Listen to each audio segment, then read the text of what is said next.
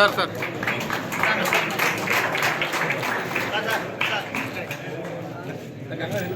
Sir sir ఇక్కడ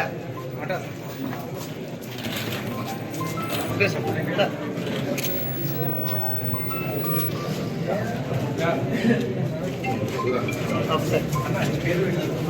sir ఇక్కడ చూడండి ఓకే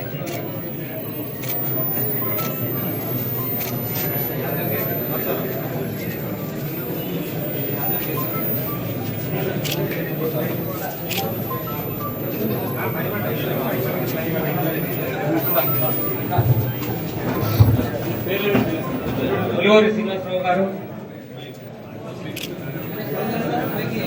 శీలం తిరుపతి గారు, పాలే హనుమంత్ గారు, శీలం తిరుపతి గారు, కొత్తపల్లి తిరుపతి గారు,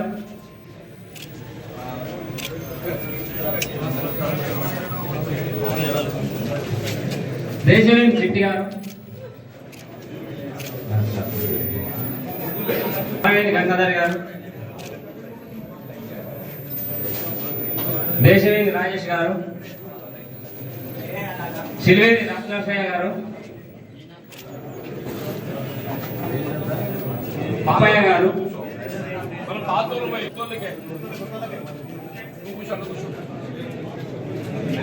చేకుట మోహన్ గారు,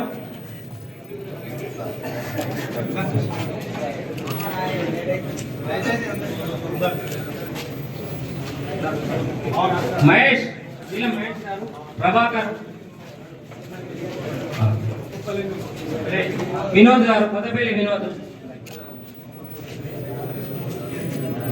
దేశవేణి రెడ్డి గారు, దేశవేణి రెడ్డి గారు, ఒకలాపురం ఎర్రయ్య గారు,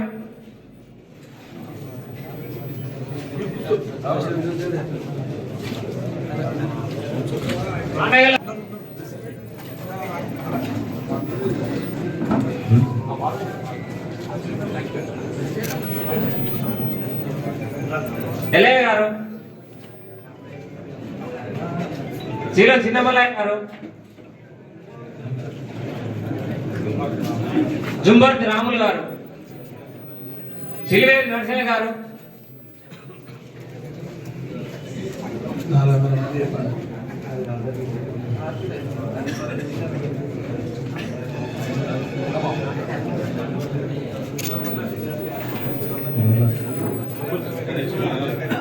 ఆనగల్ల వెంకటేష్ గారు,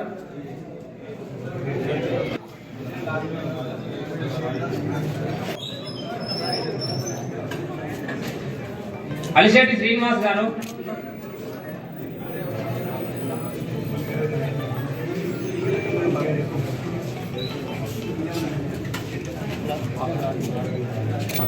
ఆరవేలి రాజన్న,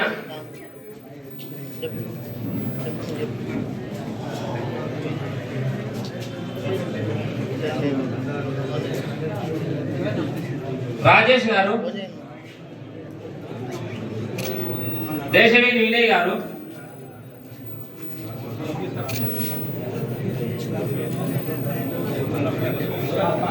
లక్ష్మణ్ గారు, వెల్లిషాప్ లక్ష్మణ్ గారు, దేశవేణి నరసయ్య గారు,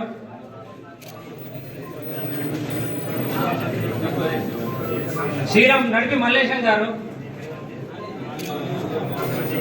ఆనగల్ల రవి గారు, పురుషోత్తమన్న గారు, దేశవేణి నరసయ్య గారు, రంగు శ్రీనివాస్ గారు, ఆకుల నరసయ్య గారు,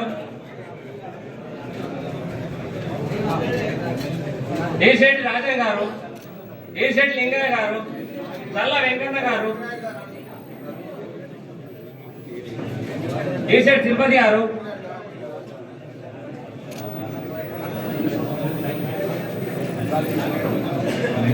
ఎన్నంపల్లి తిరుపతి గారు,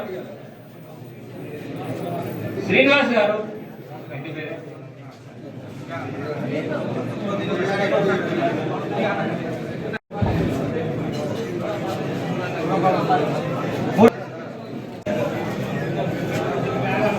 రఘు గారు, కొత్తపల్లి తిరుపతి గారు, వచ్చే మొరెడ్డి గారు,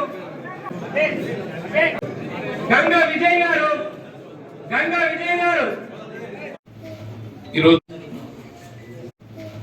ఈరోజు ధరూర్ గ్రామానికి చెందినటువంటి వాస్తవంగా ఇలా మిత్రుడు సురేంద్ర కొత్తవాడు కాదు. గ్రామ ఉపసర్పంచ్ మహేషే కానీ తిరుపతి కానీ ఎవరు కూడా కొత్తవాడు కాదు. సరే, రాజకీయంగా ఏదైతుందో కొంత అధికార పార్టీలు ఉంటే అభివృద్ధి అవుతుందని చెప్పి భావించడం జరుగుతుంది. అది సహజం. రాష్ట్రం ఏర్పడిన తదుపరి ఆనాడు తెలంగాణ రాష్ట్ర ఏర్పాటు ఉద్యమ నాయకుడు భావించి కేసీఆర్ గారిని టీఆర్ఎస్ పార్టీని అధికారం తీసుకురావడం జరిగింది. 2 పర్యాయాలు నాకు అవకాశం ఇచ్చింది. రాష్ట్రంలో ప్రభుత్వం టీఆర్ఎస్ పార్టీ ఉంది. మా గ్రామానికి కావాల్సిన అభివృద్ధి గతంలో ఏ విధంగా జరిగిందో ఈ టీఆర్ఎస్ పాలన కూడా మనం అభివృద్ధి చేసుకోవాలనేటువంటి ఒక భావన తలంపుతోని మన మిత్రుడు టీఆర్ఎస్లో చేరడం జరిగింది. అంతే తప్ప ఏదైతుందో నాకు వ్యక్తిగతంగా మీతో ఎవరితో కూడా విభేదాలు లేవే. మీ ఊరికి ఎప్పుడు వచ్చినా కానీ ఏదైతే అందరూ నాకు ఆప్తుడిగా చూడడం జరిగింది తప్ప నన్ను భిన్నంగా మాత్రం ఇప్పుడు చూసినట్టు దాఖలాలు లేవని చెప్పండి. అలా ముఖ్యంగా ఇప్పుడే సురేంద్ర అన్నట్టు ధరూర్ గ్రామంతో నాకు ఉన్నటువంటి ఒక అనుబంధం ఈనాటిది కాదు. వచ్చి సగం మంది పుట్టిలేరు అలాంటి. నేను 81లో నేటి 40 సంవత్సరాల క్రితం నేను సమితి అధ్యక్షుడిగా నా ప్రజా జీవితం ఆరంభింపజేసింది మన ధరూర్ గ్రామంలో నేను చెప్పట్టు నేను ఎవరు తెలియదు. కొత్తూరు పిల్లలకి మా మల్లేశ్వరి అప్పుడు మరిచెట్టు గుర్తు పట్టుకొని వచ్చింది ఇక్కడికి. ఎక్కడ పెద్దవాళ్ళ దగ్గర ఇప్పటి గోడల దగ్గర పాత గోడలు ఉంటున్నది మరిచెట్టు. ఇప్పటి జగిత్యాల నియోజకవర్గంలోని 2 గ్రామాలు ధరూరు, నర్సింగాపూర్. ఈ 2 గ్రామాలు మాత్రమే అప్పుడు మల్యాల పంచాయతీ సమితిలో ఉండేది. మీ తన్ని ఏదైతుందో జగిత్యాల పంచాయతీ సమితిలో ఉండే. నా ప్రజా జీవితంలో ఏదైతుందో నేను సమితి అధ్యక్షుడు పోటీ చేయాలని తలంచినప్పుడు ఇక్కడ శ్రీనివాసరావు గారు సర్పంచ్ పెద్ద ఇక్కడ లేవు, ఇక్కడ వేరే గ్రామం స్థిరపెట్టారు. అట్లాగే నర్సింగంలో ప్రకాశ్రావు గారు ఉండేది.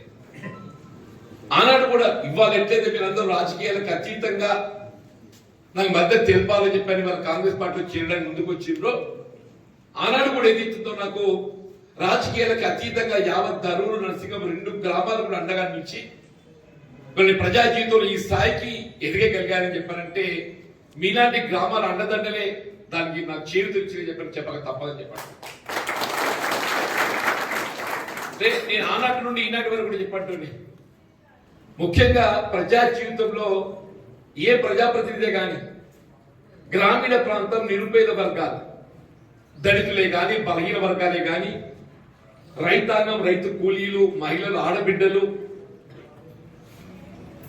అంటే ఎవరికి వారు సమర్థించుకోలేరో వాళ్ళ గురించి ఆలోచించాలి. గ్రామీణ ప్రాంతంలో ఉండేటువంటి ఒక ప్రజానీకం కొంత నిరక్షరాస్యత, అమాయకత్వం, చట్టం పట్ల పూర్తి స్థాయిలో అవగాహన లేకపోవటం, మరి లభించే హక్కులను పొందడం లోపల ఏదైతుందో అనేక ఇబ్బందులు ఎదుర్కొంటారు. అటువంటి వాళ్ళకి అడ్డగా నిలవాలని చెప్పట్టుండే. నేను ఎన్నికల్లో ఆశించిన పెద్ద పొందలేకపోయింది. సరే, ఫలితం దైవాధీనం ఎట్లా జరుగుతుంది. కానీ గ్రామీణ ప్రాంతం మాత్రం నాకు అండగా నిలిచిందని చెప్పంటుండే. ఎన్నికల లెక్కింపు ముందు కూడా టీఆర్ఎస్ లెక్కలు పెట్టుకున్నారు. అది ఇవన్నీ పల్లెటూరులో మనకు రావు, ఇవన్నీ పక్కన పెట్టుకున్నాం. మన అత్తే లెక్కలు చూసుకొని జగిత్యాల అత్త మన అత్తది అంటే ఏంటి, పల్లెటూళ్ళ పట్ల ఏదైతే వాళ్ళకి ఎన్నో విశ్వాసం లేదు. గ్రామీణ ప్రాంతం అంతా ఎప్పుడైనా జీవనరెడ్డికి అంత కనిపిస్తుంది. ఎందుకు గ్రామీణ ప్రాంతం జీవనరెడ్డికి అంట కనిపిస్తుంది? గ్రామీణ ప్రాంతంలో కొంత అక్షరాస్యత లేకపోవడం తక్కువ. అంతే ఏదైతుందో నిష్కల్మషంగా కల్మషం లేకుండా వాళ్ళు ఏదైతుందో వాళ్ళ కష్టంపై జీవించేటటువంటి వాళ్ళు గ్రామీణ ప్రాంతంలో చెప్పండి. పొద్దున్న లేస్తే ఏదైతుందో వ్యవసాయం ఏం చేసుకోవాలి, ఏ విధులు పెట్టాలి, వచ్చిన పంటను ఏ విధంగా మనం గిట్టుబాటు దానికి అమ్ముకోవాలి, కాలువలు వస్తున్నాయా వస్తలేవా, కరెంట్ వస్తుందా వస్తలేదా, ఇట్లా ఆలోచన చేసే తప్ప వేరేలే కాదు. పనిచేస్తే